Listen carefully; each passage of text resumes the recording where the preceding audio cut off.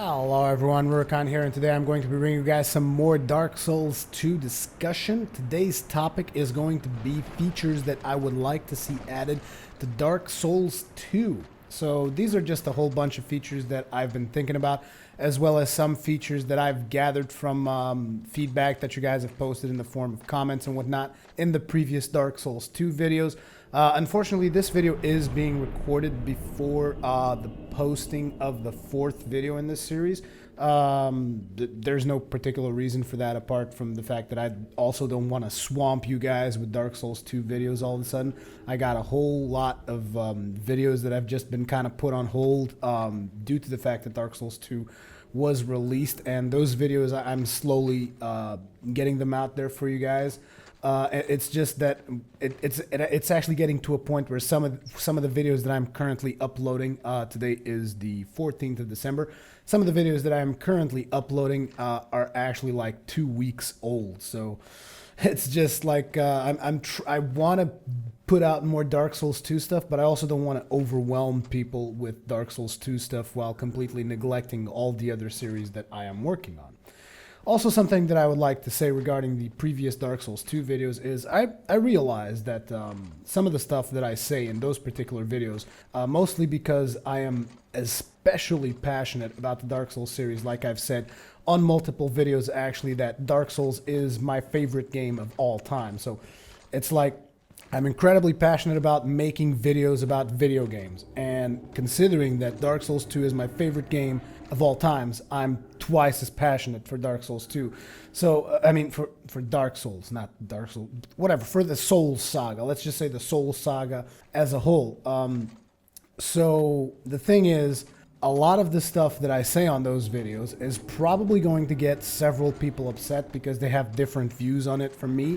And the only thing I can say is, look, this is the way I feel about stuff, and that is my opinion on things. That is my opinion on the things that I have read.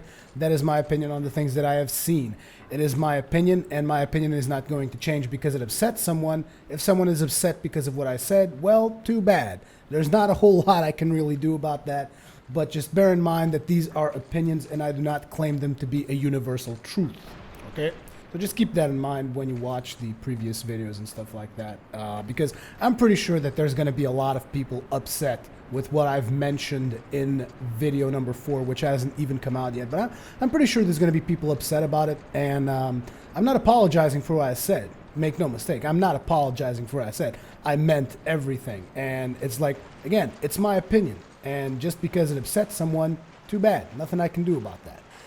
But getting back on topic here, like I said, today we're going to be talking about features that I would really like to see make their way into Dark Souls 2. But before we get into these features, I would like you to keep in mind that I honestly don't have anyone that I know in real life, so to speak. I mean, because this whole in real life, internet, whatever, doesn't really make a whole lot of difference. What I mean is that I don't know a lot of people that are as dedicated as I am to the Dark Souls series. Therefore, I do not have a lot of people to discuss these features with, apart from you guys. And that is where you guys come in, because I want to see a lot of discussion regarding the features that I'm going to be talking about in the comment section of this video. Get some discussion going, because again, I'm going to throw a lot of features out there that I would like to see, and these features are just stuff that I thought about it and that I was inspired by the comments that you guys have made. But again, I didn't have a chance to discuss them. So once I throw these things out there, there might be a lot of features that actually don't make a lot of sense if people start discussing about them. Because again, discussion grows, I don't know, a lot of ideas come from discussion. So a lot of the stuff that I said might either not be viewed as such a great feature once we actually start discussing it. But to me, it sounds like a cool feature because I haven't had a chance to discuss it with anyone, and therefore I haven't really seen any downsides to it, so to speak. So anyways, the features are going to be as follows. I want to talk about possibility of character import into Dark Souls 2, which means like importing a character that you played in Dark Souls 1 into Dark Souls 2 in order to affect the world of Dark Souls 2. Not necessarily becoming that character, just affecting your decisions, affecting the world that you're going to be playing to in Dark Souls 2. I also want to talk about multiplayer. I want to talk a little bit about the upgrade system. I got a suggestion here for bosses. some character customization. The character customization is incredibly minor, you guys will see, and a little bit in gameplay mechanics. But anyways, let's get this party started. So the very first topic at hand is importing your Dark Souls 1 character into Dark Souls 2.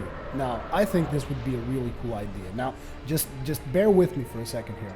When you import your character into Dark Souls 2, you don't get to keep your character. That's not my point at all.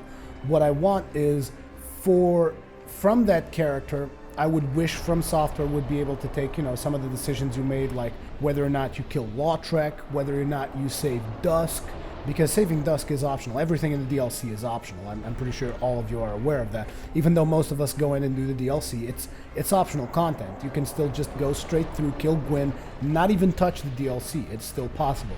But again, it's just those decisions I would like to see them come into play in Dark Souls 2. Whether or not you allow Rhea to live, whether or not you saved Solaire's life and not allowed him to go hollow, as well as other stuff. So I would like to see those things come in and impact your game. Now, obviously, this would assume that the game is a sequel, which, I mean, a lot of things point towards the game being a sequel, such as the absence of Bonfire, Age of Dark, all that stuff. I mean, I'm not saying it can't be a prequel. I'm just saying that from where I'm standing, in my opinion, it's going to be a sequel. Also, it says Dark Souls 2, and I realize that that's not a definite indicator, but to me, I want to believe it's a sequel, okay, because I would be a lot more psyched for a sequel than a prequel, and I think that's the case with a lot of you as well, even though a lot of you also want the prequel thing. I mean, again, it's just opinions, and it's just what to each his own, but it would be really cool, in my opinion, to be able to import the character from DS1, have all these consequences happen to you, and it would be cool if it was able to change the world somehow, not just by showing NPCs or whatever. I would like to see some significant changes both in the Age of Fire and Age of Dark. Now, I understand that from a development point, this is kind of a little bit of a nightmare. I mean, it would be cool if they could just do it with some subtle changes at least that would indicate whether or not you're living through the Age of the continuation of the Age of Fire or the continuation of the Age of Dark.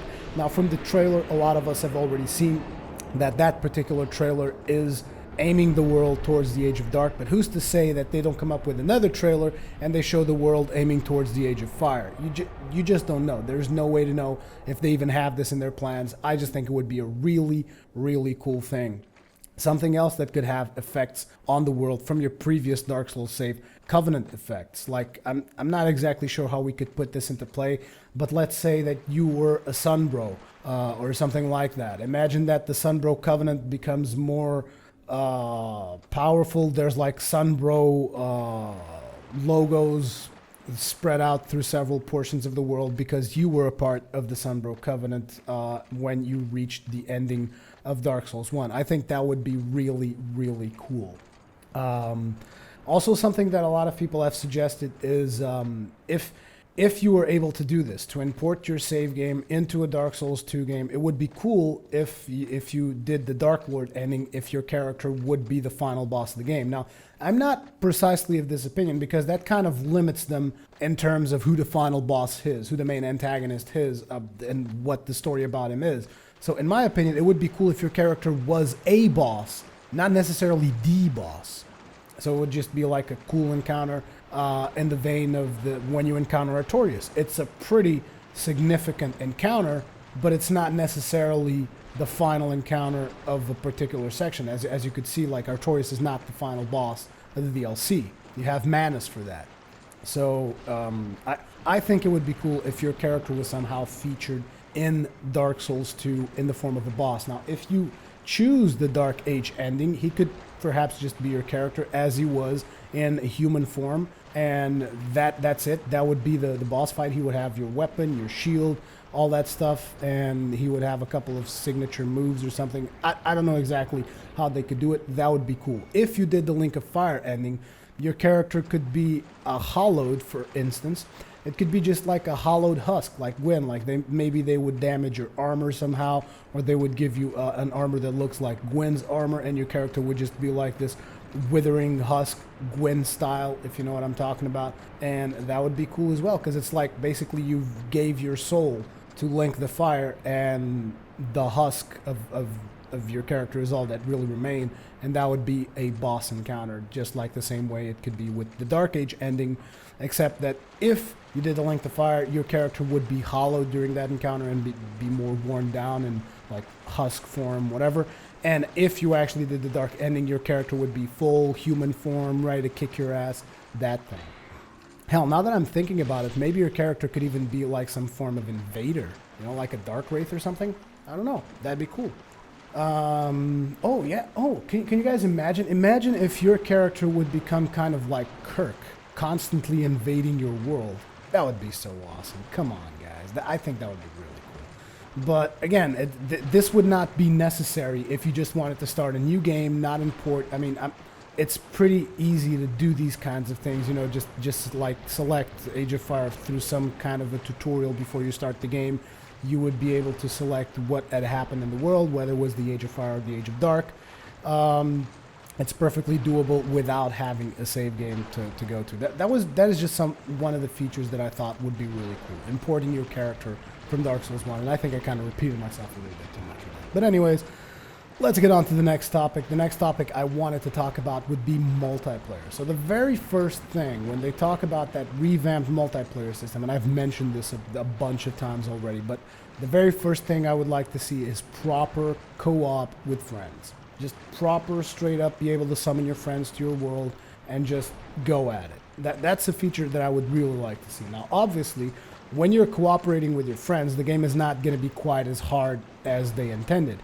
But for that, in my opinion, what they could do is quite simply harder bosses when you're summoning someone. Now, in Dark Souls 1, they increased the health, and I think that's about what they did regarding bosses. But what I would like to see in Dark Souls 2 is when you summon someone, be it a friend or a complete stranger, the bosses would not only get health tweaks, but also different attack patterns. Like, for instance, you're used to some kind of a boss doing, like, let's look at Manus, for instance. Manus does his one of his attacks, which is the frontal cone attack. I think it's Dark Beads is what it's called.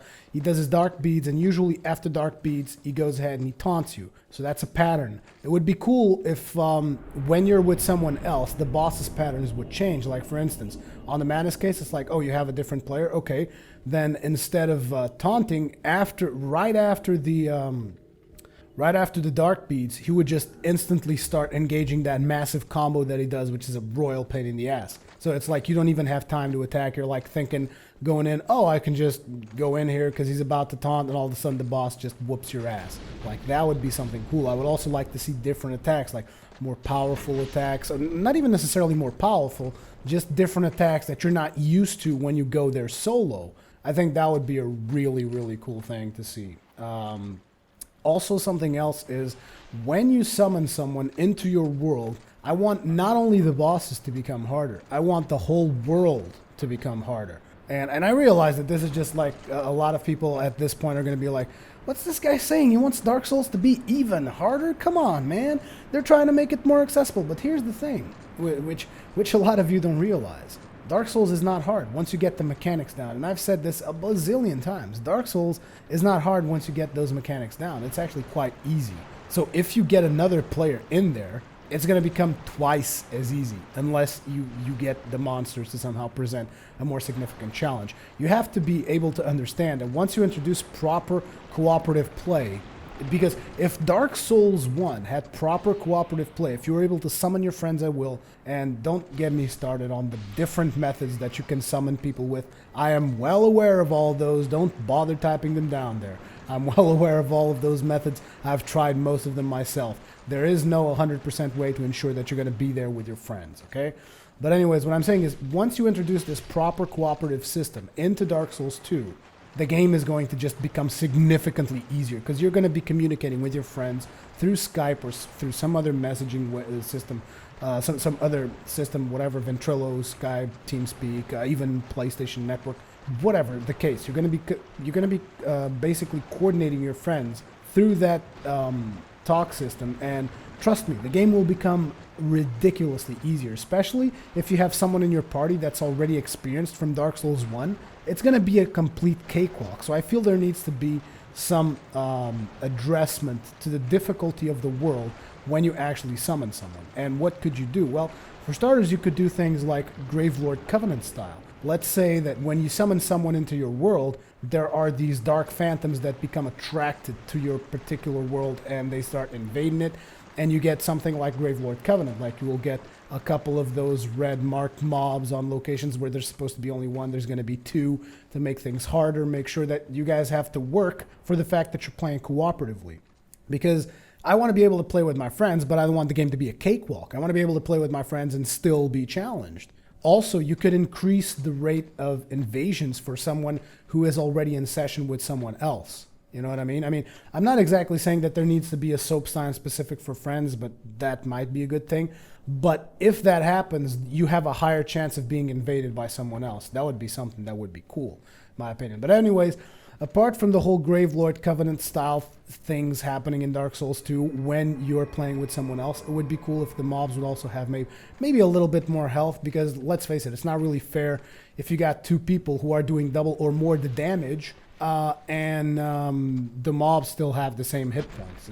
It's kind of unfair, in all honesty. Also, something that I was thinking, it just came to my mind right now, it would be cool if you were able to see some combos maybe going on in between different characters, but that's a little bit way off the mark when it comes to talking about Dark Souls. It was something that was coming to my mind now because for some reason Guild Wars 2 is on my mind, and you have all the combo systems with combo fields and combo finishers and whatnot. It would be cool to have some kind of combo between characters, but I don't know. That one is just like whew, way up ahead. I think it would be a cool thing, but whatever. Something else that I would like to see is some better balance on summoning, because but this one is a very difficult to implement system, mostly because sometimes it's hard enough to find anyone to summon in Dark Souls 1, let alone having even more restrictions on the summoning thing, because a lot of people still seem to think that the summoning is a little bit arbitrary, and it's actually not. There's a very specific formula that determines whether or not you're able to summon someone. Now, I don't really remember the specifics of the formula, but I believe it is more or less 10 levels, more or less 10% of your level, and that is what allows you to that is the level range that allows you to summon someone. However, as we all know, level means what level really means in Dark Souls it means the amount of stat points that you got to distribute. There's not a lot more to level than that. So if you just base stuff off of level, sometimes you will get people that are like, I don't know, level 15, yet they have plus 15 weapons already, which is a lot further ahead than you are in the game. And I think, if possible, and bear in note, this particular feature would have to be really well thought out. It can't be as simple as what I'm saying right here, but it would be cool if you could factor in the hours played for a specific character when summoning. Because again, people can get weapons to plus 15 while still being level 10 or whatever, but it takes time. So if you look at someone who's been playing for, I don't know, 10 hours, 15 hours, would be cool if that person, when summoning someone, the people who would appear to him would be closer to his time spent in game, instead of summoning someone else who has like 100 hours of gameplay, like fully decked out, just happens to be near the same level range. You know what I mean? It would be cool if they were able to factor in the hours played for a character, so that you wouldn't end up summoning someone who's just like ridiculously overpowered and going to destroy the whole world, unless that is your intention. What I mean by that is unless you're summoning a friend, okay? If you're summoning a friend, maybe the hour restrictions shouldn't be in place. But when you're summoning a complete random stranger, I think it would be cool if there was some kind of hour restriction in place. But this particular feature would have to be very, very well thought out. It can't just be thrown out there like, oh yeah, we'll just put people plus or minus 10 hours and that's it. No, that would not work at all. So that just needs to be, there needs to be a lot more thought into that particular feature. But hey, that's why you guys got game developers, right? I'm not developing the game. I'm just throwing suggestions out there. Next thing, actually still under multiplayer, something that I would like to see is more players per world. Now, I believe you're able to have, like, at this point, 4 or 5 total people in the same world, if I'm not mistaken. I think that is the limit. I would like to see up to 16 people. Now, I realize this is a pretty significant leap from the Soul series, especially because if you're using the same engine, it might not even be possible because the game already lags the balls when you got 4 people around you, let alone if you get 16 on the same map, the game would just slow down to 1 FPS. So I'm not sure that would be possible with the same engine, so this is a feature that requires a lot of research. Maybe Dark Souls 2 would come up on next generation, which would be even cooler, but I'm not so sure. I think it's being announced too soon to be launched in the next generation. Could be wrong, could be right, don't really know. What I do know is that I would really like to see more players in a map. I think that would be cool. And I would also like to see more investment in that kind of world PvP, you know, invasions, defenses, that kind of stuff. I would like to see more investment on that and less investment on team deathmatch, team capture the flag, whatever. I think the Souls universe lends itself better to PvP in the world than it does to PvP in some arena or whatever. This is my opinion. I'm not as much of a fan of killing someone in an arena as I am of just fighting them randomly somewhere in the world, because there's more adrenaline. It's just the game lends itself better to that kind of PvP than to the arena's PvP. And with that in mind, I would like to see features that would allow for group invasions. That would be cool, but I don't want group invasions to be ganking. So it's like when you do a group invasion, you would be invading the world of someone who has summoned someone else into his world. You know what I mean? And also, when you're doing group invasions, you are no longer ignored by the mobs in that person's world. Kind of even things out, because I mean, it kind of sucks when someone invades you and then he just hides himself behind some ridiculously overpowered mob. Like, I'm looking at Anne Orlando right now. Look at how many people have invaded other people in Anne Orlando and just ran to the giant since before Smo and Ornstein. How many people have done that? And that is just kind of lame, really. So I think that when you're doing group-based invasions, you are no longer immune to the mobs, okay? So I think that would be a cool system. And then you could maybe even allow group defenses. Like, imagine someone somewhere, there's like a group of 5 guys invading the world of like 2 guys or something like that. And then somewhere else, there's like, I don't know, 4 people who happen to be grouping up for group defenses. You know, you could have this complete, like, ridiculous, amazing PvP challenges of people just constantly invading and invading to help and invading for, you know, that right there, that the basis of the invasion mechanic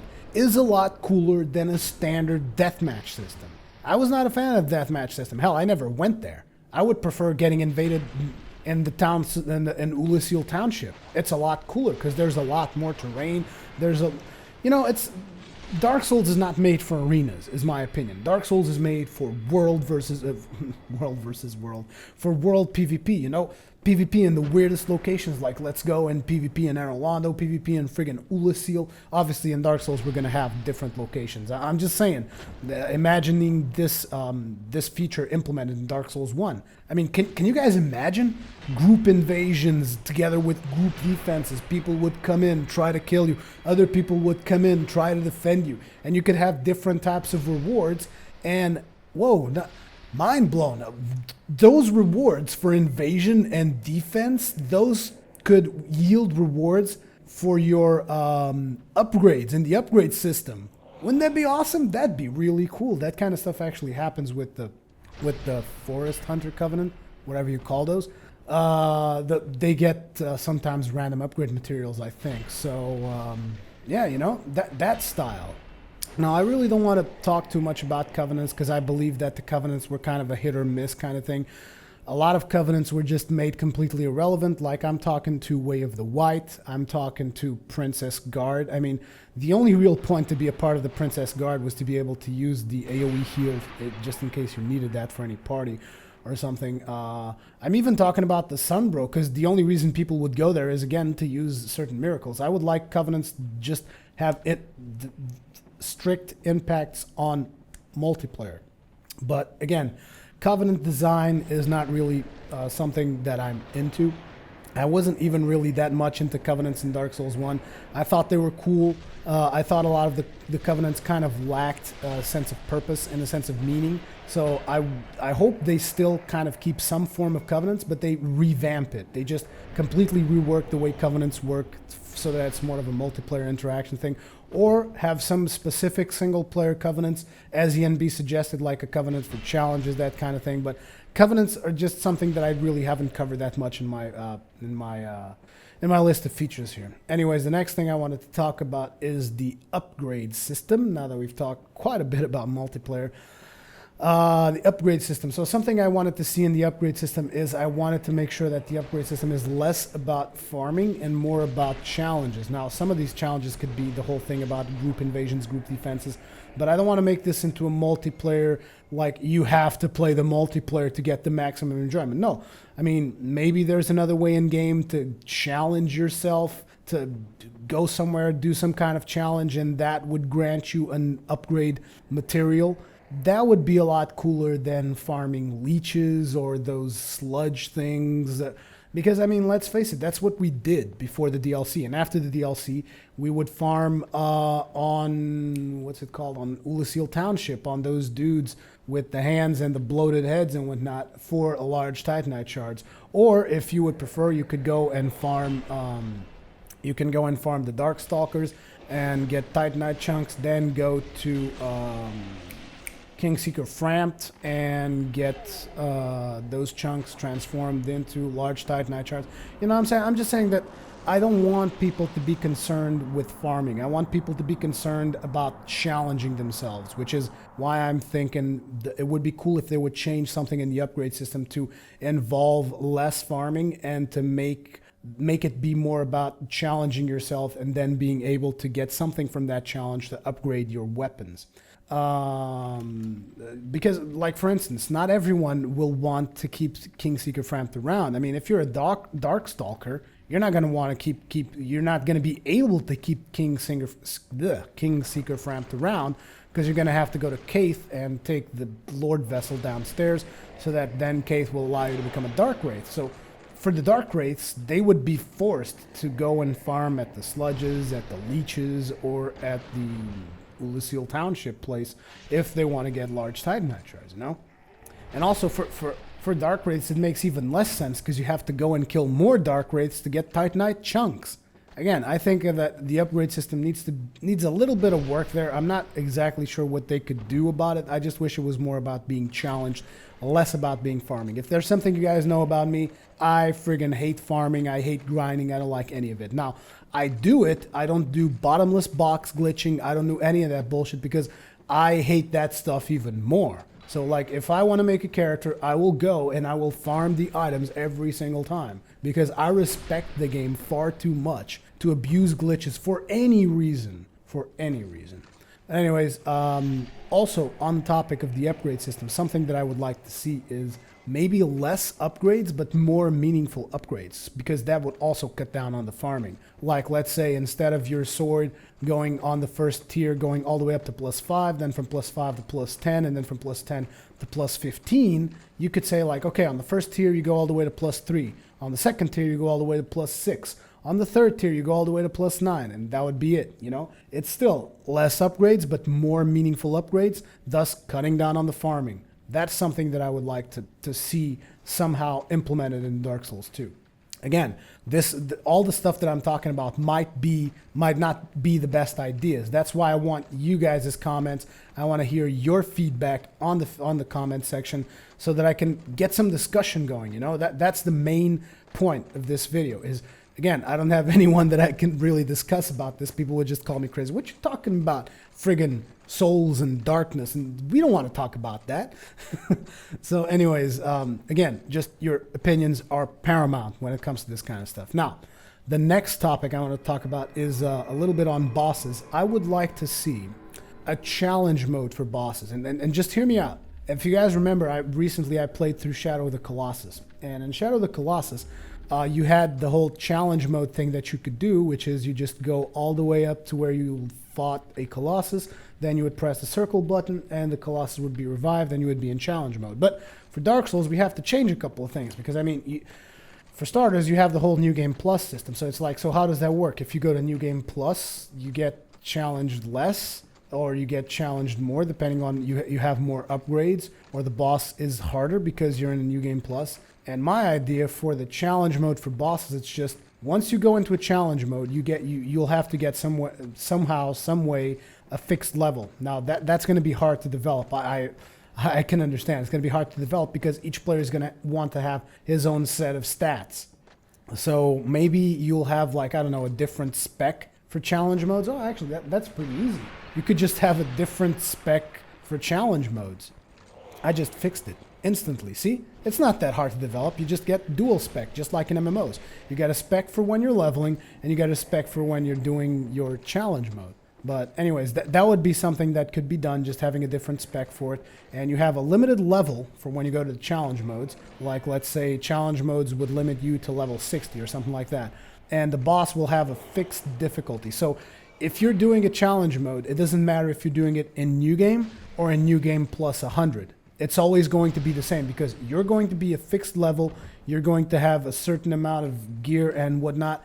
And the boss is going to, well, maybe you don't really have to touch on the gear. Maybe you just balance the bosses based on the fact that the character will have the best gear. And if you don't have the best gear that you can possibly have, then that's your problem. You're gimping yourself. You need to go get the best gear before you come do the challenge. I think that's fair because, let's be honest, once you really get into the Dark Souls experience, for most people who finish the game once, it's not that hard to go back and finish it again and getting max upgrades on your stuff. It's not really that hard, let's be honest. So I think it would be okay if they would just assume, look, once you're doing challenge modes, we're going to assume you have the best possible gear. And again, that also gives you a possibility to gimp yourself somehow so that you could do the even crazier challenges that people like to do, like Soul Level 1 and all that stuff. You want to do a challenge mode in a harder way? Fine. Gimp yourself in gear. Do a challenge mode with your base gear, okay? That will be something. And like I said, fixed boss difficulty. So the difficulty is always going to be the same regardless of what new game you happen to be in. So just in case you're one of those people who only gets to max out his gear in New Game Plus, you still get to go back and do the challenge modes in New Game Plus at the same difficulty that you would get them in normal game. So this challenge mode could, for instance, be linked with the upgrade system. Like, in order to get certain upgrades, you would have to complete certain challenges. That would be an option. But again, not everyone's going to be into challenge modes. So they would have to have some other way for you to achieve items for upgrading without having to do challenge modes. Because like I said, not everyone's going to be into that kind of stuff. But me personally, I'd be all over that. I would be all over that. But again, it just has to be, they have to force you to a fixed level and a fixed boss difficulty, which cannot change for New Game Plus.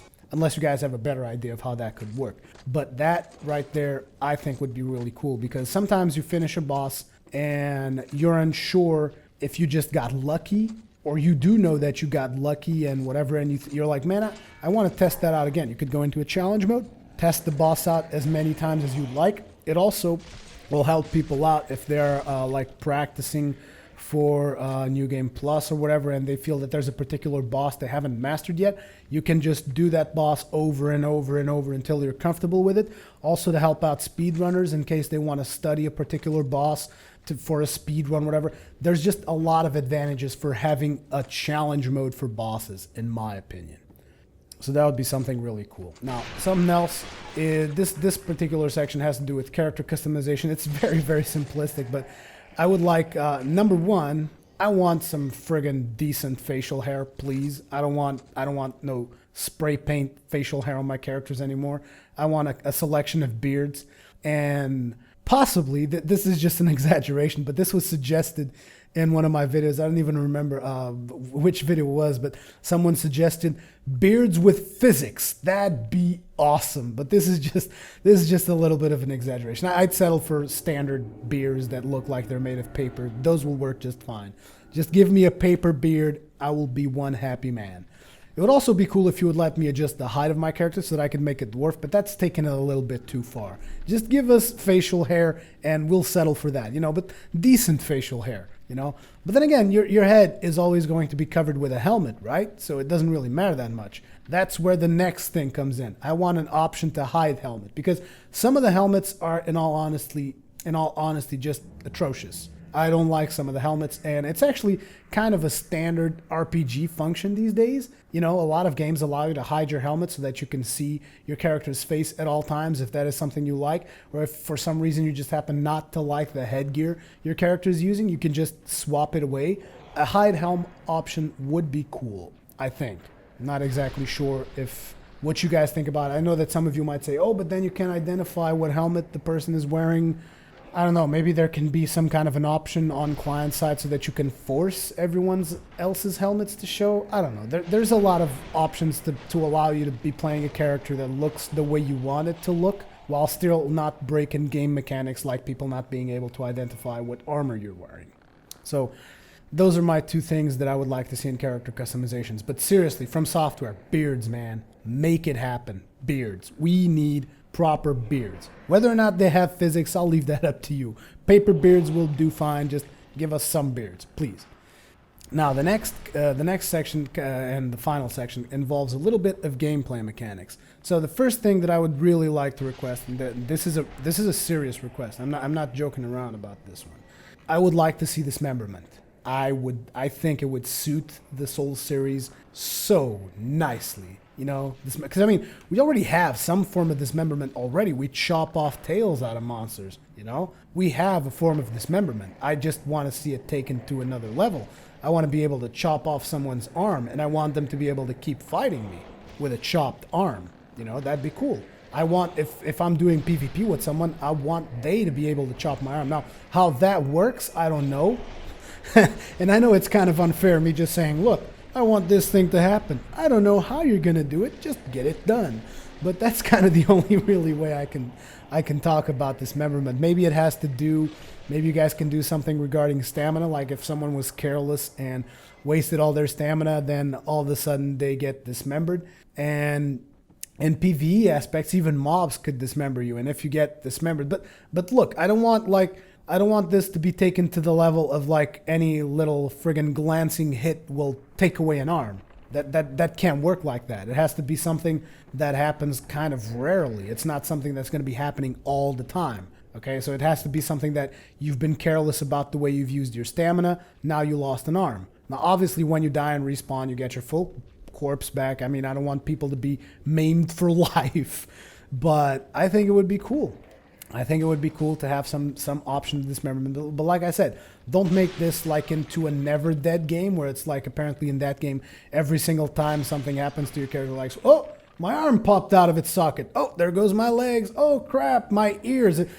You know, that doesn't really make sense. Dismemberment has to be something that's meaningful. Like the thing that I was thinking about is like you've expanded your stamina bar completely. Someone is still attacking you. Well, I mean, at that point, maybe there's a 30% chance that you get dismembered because it's like you really don't have the strength to fight back because you've expended all of your stamina. So that would be one way to implement it. But I'm sure that obviously game designers can come up with a better way to implement dismemberment. But it would be cool. As well as beheading. Like, say you're about to kill someone. That beheading is pretty simple, though. If you're about to kill someone, you happen to do a horizontal slash, just, you know, align it a little bit properly with the head, chop the head off. He's going to die anyways. He's not going to need his head anymore. So that'd be cool.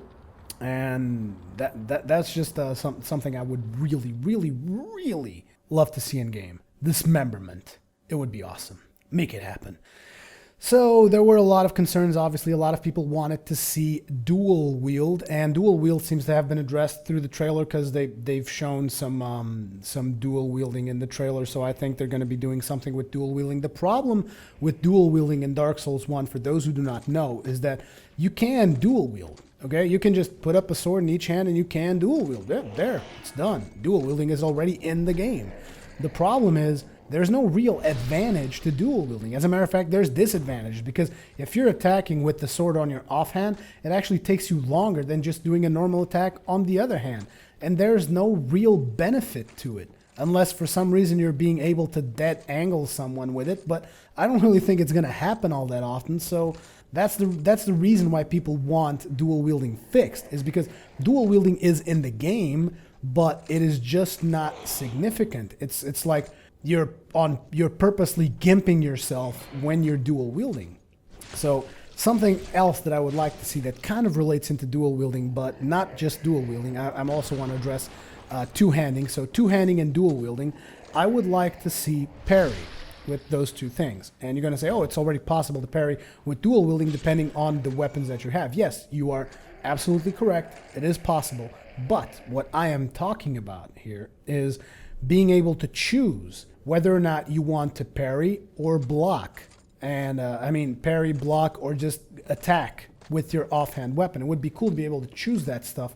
And I was just thinking of some simplistic stances being implemented. And bear with me, I'm talking like really simplistic stances. Like the only thing stances would do is like, look, what stance do you want? You want an offensive stance? So when you're dual wielding or two-handing, you can switch to an offensive stance. And what happens is when you press L1 or R1, or should I say left shoulder button or left trigger, you're going to be doing offensive actions like a heavy attack or an alternate heavy attack in the case of two-handing, and a faster attack, whatever. Alternate attacks in the cases that you're two-handing or dual-wielding, that would be an offensive stance.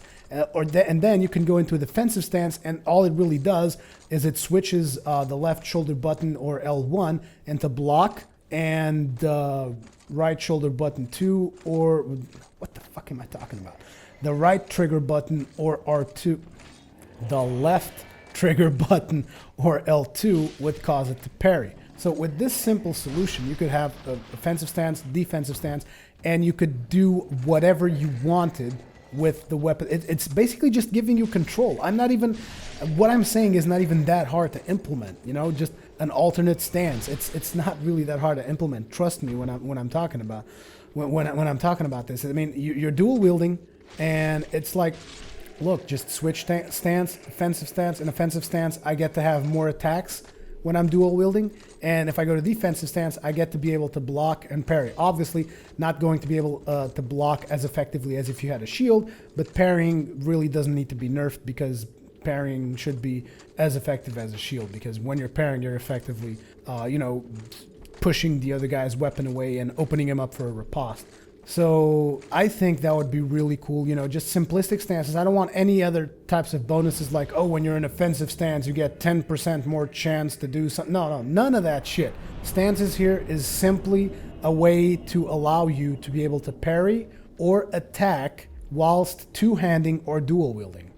That's something I would really like to see done. Something that would be really cool is proper shield slamming. And I realize I'm probably the only person in the world who really gives a damn about this particular feature.